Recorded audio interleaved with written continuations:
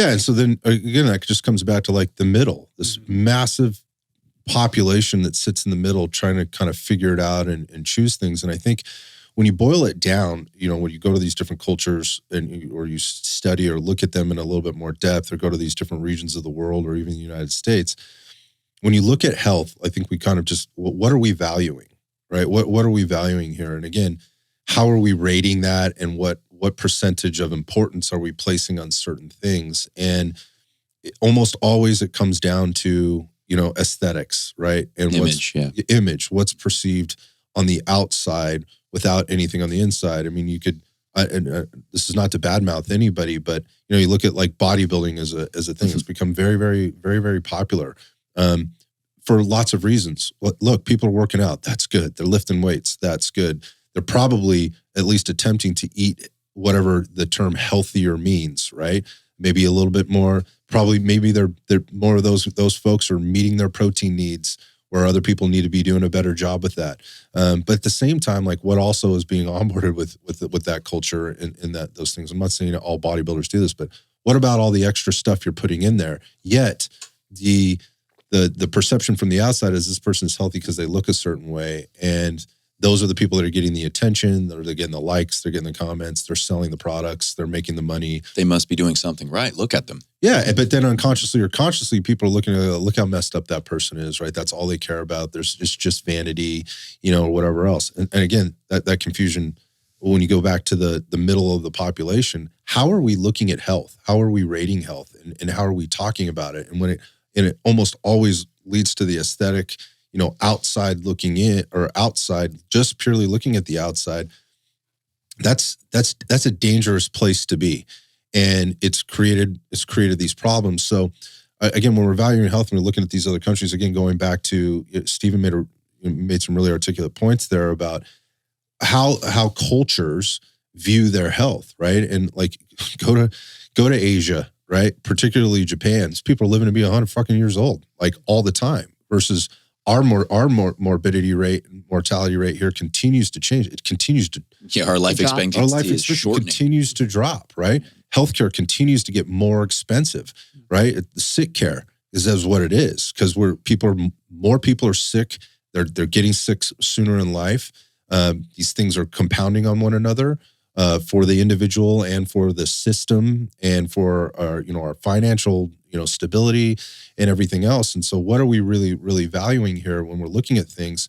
And maybe we should be taking a harder look at some of these cultures, not saying the Mediterranean diet is what you need to be doing, but what is it about the Mediterranean diet that seems to be, there's some correlation between life expectancy, vibrancy, health, yes, body composition, the way people function, and for how long they do it for. And I think when you boil it down, it's steeped in tradition, but there's also other things there. Like, what are they doing? They're eating foods from the earth, right? And they're eating foods during the year or throughout the year, and year after year, that are natural to their region, that are seasonal. So they're getting a variety of foods versus eating the same thing all the time.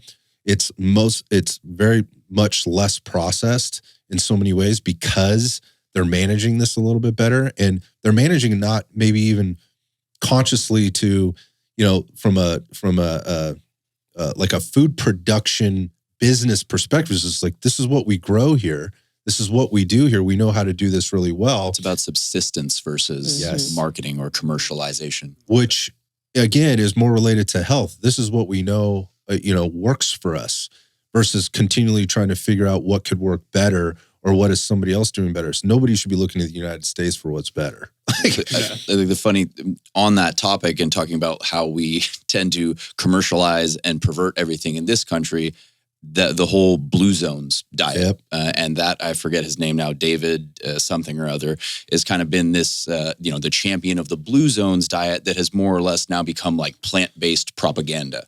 Where it's like, oh, well, all these blue zones in Costa Rica and in Sardinia and in Okinawa, Japan, and in, what is it called, Loma Linda down in Southern California. Well, these are predominantly plant-based diets that these blue zone cultures are following. Therefore, plant-based is better. But when you actually look a little bit closer, there are other social norms in these cultures, like just the way they approach food is different. It's not necessarily the food itself. Maybe there are some components of the actual food they're putting in their mouth, but it's their entire perspective and the way they approach food. It's very communal. It's a social gathering. There is, it's steeped in tradition. It is much more connected to the region and to their traditions. And it is about subsistence, and it's not about commercialization. So there's all these other factors at play where, okay, well, if everybody in this region tends to live longer, just eat the things that they eat. And that's kind of the American way of like, bastardizing it, precisely. Man, and that makes me think too with that, where we think all those things you're talking about of, I think the food component is a very big component. And I think, like you're just saying, where people, we must eat exactly what they eat. But I think a lot of these other aspects of health, like food has a large impact on your health, but having healthy relationships, having culture, have a sense of belonging with others, getting outside, like doing all these things that I think a lot of these other cultures and these blue zones and other healthy regions do, that I think we miss. We just want to copy what they're doing, like you're saying. And only pieces of it. Though. Only pieces of it, exactly. Yeah, but it's like you're trying to get just these actions here, these things that are very just takeaway. This is point me in the direction versus actually like experiencing the culture in that way of what are these other lifestyle habits that have an impact on your health besides just purely what are they eating. Yeah, right? So, exactly. Yeah, the point I would make there is just that your health, your aesthetics, right, your vibrancy, your life expectancy, but more specifically, if we broke it down to like nutrition, your dietary success is never solely based on the food that you eat, ever. Yeah. It's all the things that we've been talking about, yet people are trying to pick and choose the specific things. I do bodybuilding, right? Or I run, or I cycle, and I eat this diet, right? I am carnivore, I am keto, I am vegan, I am vegetarian, I am whatever, right? And this somehow equates to the things that I think most people are looking for and really want, which is just to be happier, healthier, live longer, and feel better. And feel better. Yeah.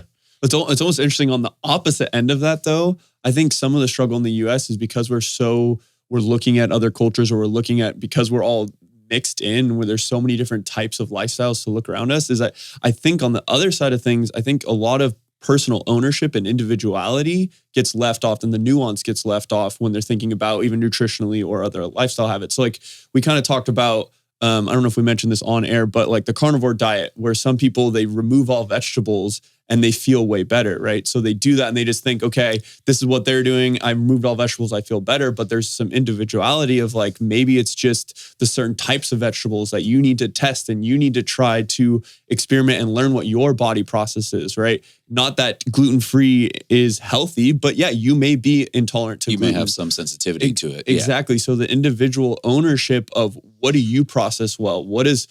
How are you even going about, not even just, I eat this or don't eat this, but are you, for example, like a lot of people, I don't feel good when I eat a lot of vegetables. Well, are you titrating the amount of fiber you eat? Things like that. Because if you go from eating 0 grams of fiber a day to 30 in one day, your tummy's going to be upset, right? Yeah. Like, so things like that there's an individuality component. So. Yeah. And I think also people are looking for answers, because a lot of times the baseline level of health in this country is crappy. And maybe, for example, they may, an individual may want to be a part of a culture for a different reason, because it is a type of, it's a sport that they're interested in, or something social. Yeah, some type of social group, and they want to be a part of that group. And then they find, okay, well, these guys are carnivore, and so I'm going to try that. And now I feel a little bit better, and now I feel like I'm part of the group, and I've gotten the positive reinforcement that maybe I cut some of the processed bullshit out of my diet, and I feel better. But I associate that with, well, now I only eat meat. I'm part of the tribe now. I feel better. This is the answer. Your answer is wrong. Yeah, there's a misappropriation of causation there. Yeah. The interesting part about that is what happens on the opposite end of the spectrum for the person that doesn't believe that or thinks differently, and how then that is demonized, right? Again, like, well, I don't want to have anything to do with those carnivore people because they are, you mentioned it on the show before, like if you're carnivore and you lift weights, you go to the gym every day, then you're associated with being extremely right-wing somehow.